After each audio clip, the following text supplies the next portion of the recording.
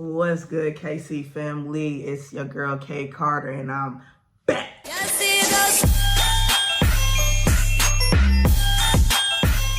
Let's go.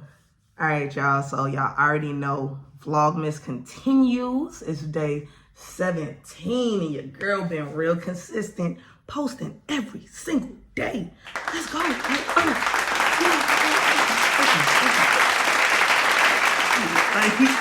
Y'all already know. I just got off of work, and today I wanted to do something that was like a little close to me. You feel me? I wanted to tell you guys my coming out story. I came out to my mom. Now, mind you, little backstory on me in general. I've always felt an attraction for females. Like, I never looked at a dude in the way that I looked at a female. Like, if I looked at a dude, it was like, bro, I want muscles like him, man. I wanna, be built like him, like boom. And like when I would like look at females, they'd be like, dang, like she cute. Like, and mind you, like again, I think my youngest memory of me, in just my world of finding out, like just knowing that I was different and that I liked females. I remember I went to, I can't remember, it was kindergarten or first grade. No, it had to be kindergarten. But I was going to Reading World. And in Reading World, I had a little girlfriend. Mind you, we're kids, so nothing crazy. But we would play games together. We would hold hands, and different little stuff like that. And play, mommy and daddy, but nothing crazy, just like, oh, cook, clean, oh, we have kids, little baby dolls and stuff like that. We didn't see anything wrong with this, because at the time it was like, I don't ever remember like that they don't have that conversation like, oh, what this is, no, that's wrong. So one day we're playing house and at school or at daycare or whatever it was, and we go behind, like there was this little playhouse, and we go behind the playhouse and I kiss her on the cheek. Mind you, that's something big, like as a kid you're like, oh my gosh. So, and we got caught. I guess they saw us going behind the little house, and literally as I kiss her on the cheek, we get caught. The teacher, whoever that was, I remember her pulling both of us and telling us, no. And then we end up going into like the little office area, and she put me separately, and she was just like, no, boys and girls go together. Girl and girl don't go together. Boy and boy don't go together. Girl and boy go together. Do you want me to tell your parents? Do you want like da da da da da? And I'm just like, as a kid, I'm just scared. I'm nervous. I'm like, whoa, like you would think I stole a car or something. Like, so I'm scared. I'm like crying and stuff. And at that point, like, I don't, it's so vivid in my head. Like at that point, I was like, this is wrong. Like, I can't do that. That's wrong. And from that point on, I was like, no, like, okay, I know now, boys go with girls. Middle school is where I really started like discovering that, hey, I like have an attraction to females. But mind you, I'm 30. It wasn't accepted in middle school, especially in my middle school. I went to Chapel Hill. That wasn't accepted there. Like that was, if boy, girl, it didn't matter what you was. If you was gay, that was, oh my God, like you got the cooties type thing. Like, ooh, like that was the joke. Oh, you gay, like. That was the thing. So like I've seen like people come out and like lose friends, and like you were just shunned, like it was the end of your world. And mind you, in school, your friends, your popularity, your everything is everything. So even though I was noticing that I really had an attraction to female, I really cut it. Like, nope, I ain't saying nothing to nobody. And yeah, I pretty much just stayed that way through middle school. I believe I told my best friend Darius, I did believe I told him at that time, because he was also gay as well, or bisexual, or whatever it was. And also, I didn't really understand if I was what I was. I just knew I had an attraction to female that I didn't have to men, or I didn't have to guys. So fast forward, we get to high school. Mind you, I switched counties, going to a whole new school, just, whole life change. And I was heartbroken because, all my friends, everybody was supposed to be going to high school together. And then here it is, me going to a whole different high school, like missing out on my friends. I just thought that it was the end of the world, y'all. Like you could have told me you couldn't tell me nothing. It was done. I was, oh my God. And went to school and eventually, kind of got into the swing of things and got my friends, got my group of people. And that's when I really started like, hey, like, it's okay to be gay here. Like, it was accepted at my school. Like, it was whole like gay communities, especially like me coming in as a freshman. I would see like the senior gay people and all that stuff. And, immediately my gay self joined theater. So I definitely got a different range of folks and got to hang out with a lot of gay people, all types of stuff. And I really understood like, hey, you a lesbian, like you are. So at that time I really started talking to females, but again, nothing I ever brought home. Like, I would never like physically tell my peoples, hey, I have a girlfriend, or hey, it was always this my friend, this my home girl, whatever. But I stayed by myself. Like, honestly, I always kind of just stayed to myself for real. So, fast forward, that was mostly through freshman year.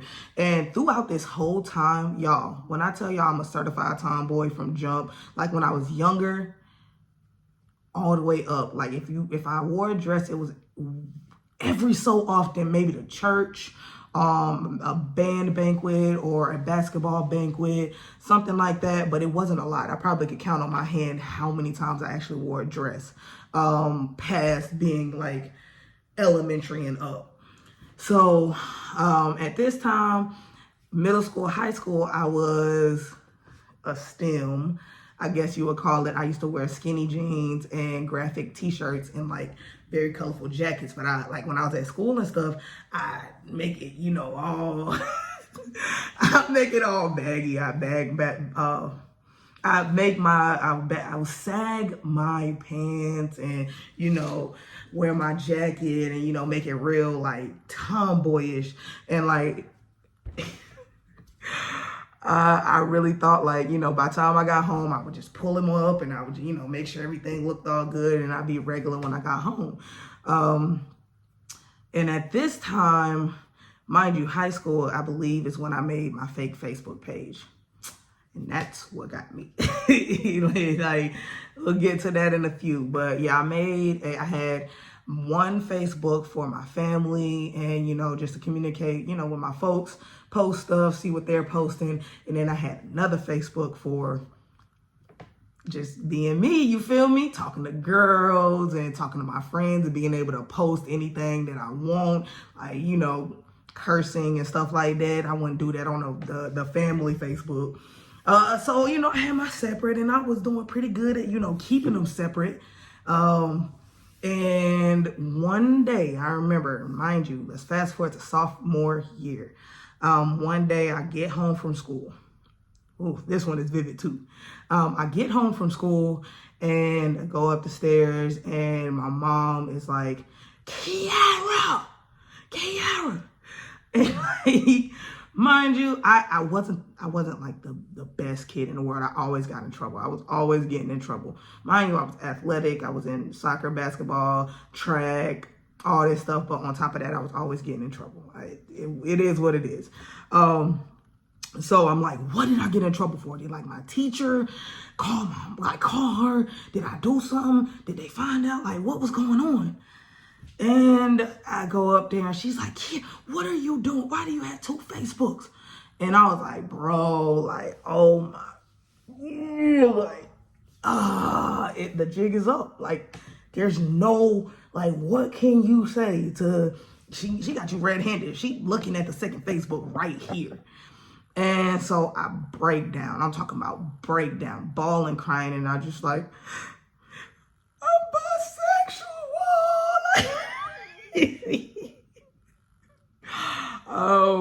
And like, she kind of looks at me and she's just like, that's it?